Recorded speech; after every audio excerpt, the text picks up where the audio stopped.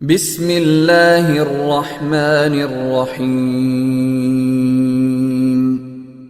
السلام علیکم ورحمۃ اللہ وبرکاتہ۔ ان الحمد للہ نحمده ونستعینه ونستغفره ونستهدیه والصلاة والسلام على سید المرسلین محمد وآلہ وصحبہ اجمعین، اما بعد۔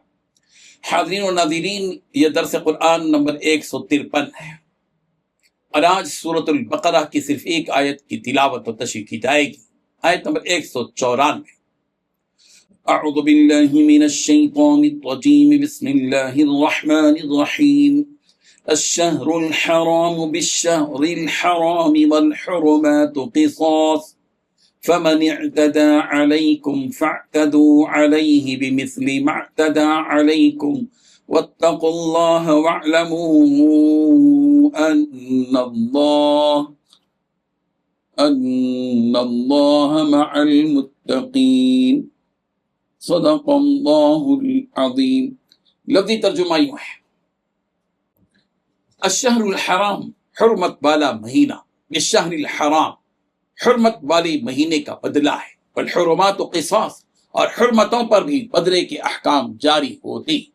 فمن اعتدى علیکم، اگر کوئی شخص تم پر زیادتی کرے، فاعتدوا علیہ، تو تم بھی ویسی ہی زیادتی اس پر کرو، بمثل ما اعتدى علیکم، جیسی زیادتی اس نے تم پر کی ہے۔ واتقوا اللہ، اور اللہ سے ڈرو، واعلموا، اور یہ بات جان لو کہ بے شک ان اللہ، کہ بے شک اللہ مع المتقین، متقیوں کے ساتھ ہے۔ ترجمہ یوں ہے، حرمت والے مہینے کا بدلہ حرمت والا مہینہ ہے، اور حرمتوں پر بھی بدلے کے احکام جاری ہوتے ہیں۔ چنانچہ اگر کوئی شخص تم پر کوئی زیادتی کرے تو تم بھی ویسی ہی زیادتی اس پر کرو جیسی زیادتی اس نے تم پر کی ہے، اور اللہ سے ڈرتے رہو، اور اچھی طرح سمجھ لو کہ اللہ انہی کا ساتھی ہے جو اس کا خوف دل میں رکھتے ہیں۔ اس آیت میں 4 باتیں بتلائی گئی ہیں۔ پہلی بات، حرمت والے مہینے کا بدلہ حرمت والا مہینہ ہے۔ دوسری بات، حرمتوں پر بھی بدلے کے احکام جاری ہوتے ہیں۔ تیسری بات، اگر کوئی شخص تم پر زیادتی کرے تو تم بھی ویسی ہی زیادتی اس پر کرو جیسی زیادتی اس نے تم پر کی ہے۔ چوتھی بات، اللہ سے ڈرو اور جان لو کہ بے شک اللہ انہی کا ساتھی ہے جو اس کا خوف دل میں رکھتے ہیں۔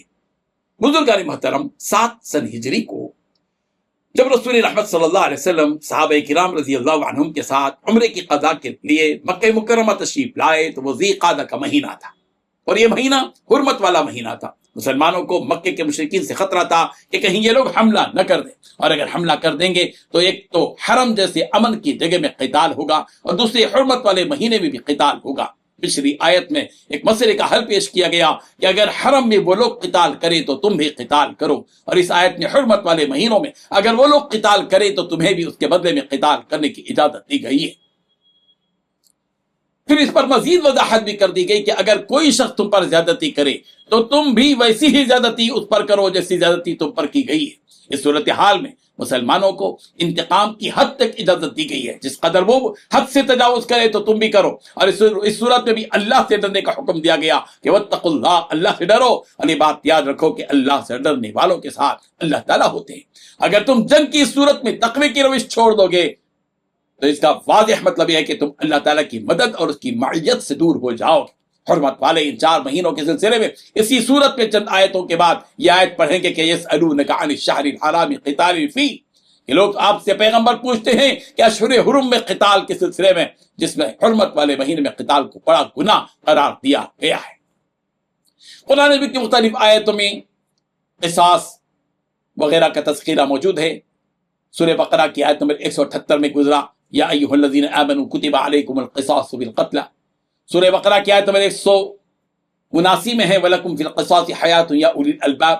سورہ مائدہ کی آیت نمبر 45 میں ہے، وَالسِّنَّ بِالسِّنِّ وَالْجُرُوحَ قِصَاص، اور اسی طریقے سے وَلَا تَعْتَدُوا کا لفظ، حد سے تجاوز کرنے کی جو بات ہے، قرآن مجید کی مختلف آیات میں یہ الفاظ موجود ہیں۔ سورہ بقرہ کی آیت نمبر 190 میں ہے، وَقَاتِلُوا فِي سَبِيلِ اللَّهِ الَّذِينَ يُقَاتِلُونَكُمْ وَلَا تَعْتَدُوا، اور سورہ بقرہ کی آیت نمبر 231 میں ہے، 231 میں، وَلَا تُمْسِكُوهُنَّ ضِرَارًا لِتَعْتَدُوا، اور سورہ مائدہ کی آیت نمبر 2 میں ہے، أَن صَدُّوكُمْ عَنِ الْمَسْجِدِ الْحَرَامِ أَن تَعْتَدُوا، اور اسی طرح سورہ مائدہ کی آیت نمبر 87 میں ہے، مَا أَحَلَّ اللَّهُ لَكُمْ وَلَا تَعْتَدُوا، اور تقوی کی بات قرآن مجید کی مختلف آیات میں ہے، جیسے کہ یہاں کہا کہ واتقوا اللہ، اللہ سے ڈرو۔ سورہ بقرہ کی آیت نمبر اس میں بھی ہے، اور سورہ بقرہ کی آیت نمبر 196 196 میں ہے واتقوا اللہ واعلموا ان اللہ شدید العقاب. سورہ آل عمران کی آیت نمبر 130 میں ہے واتقوا اللہ لعلکم تفلحون، اور سورہ آل عمران کی آیت نمبر 200 میں بھی ہے واتقوا اللہ لعلکم تفلحون. اللہ تبارک و تعالی آیات کو سمجھنے کی توفیق عطا فرمائے. آمین. وآخر دعوانا ان الحمد للہ رب العالمین.